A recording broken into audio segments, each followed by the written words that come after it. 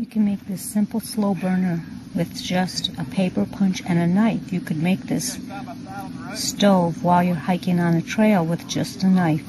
And the whole idea is to get enough holes in it, make sure the bottom is deep enough to hold the amount of fuel you plan on using, and the top you just snug in right over there. And we're gonna put that together. And just squeeze the bottom a little bit so that you can get it in, and just get it to where the air holes still show. And then we're gonna test this burner to see if it's what we want. And we can snug it down a little bit more before we tape it, but first we're gonna try burning and see if it's a slow burner or too fast. If it's too fast, we'll just snug it down so only half of the air holes are showing.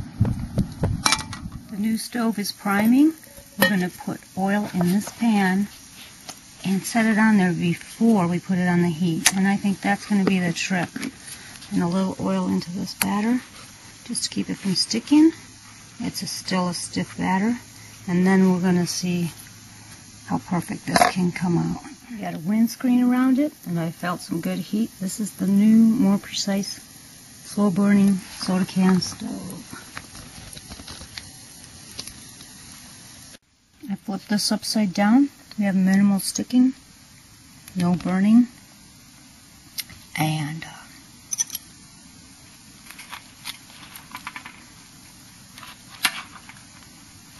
tastes fabulous.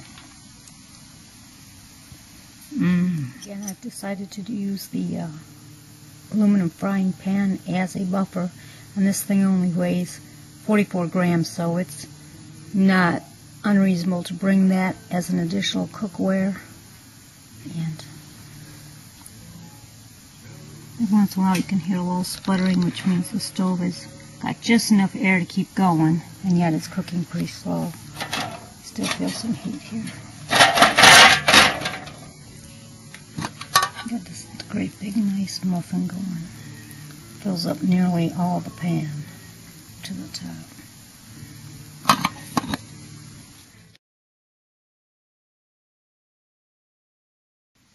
Now that is one beautiful cake. It's deep, it's moist, not burnt at all. And the trick was to get this pan under my cook pot and just leave the lid on. And the stove is just right. So I'm calling this good right here with this amount of holes, and quite happy with this.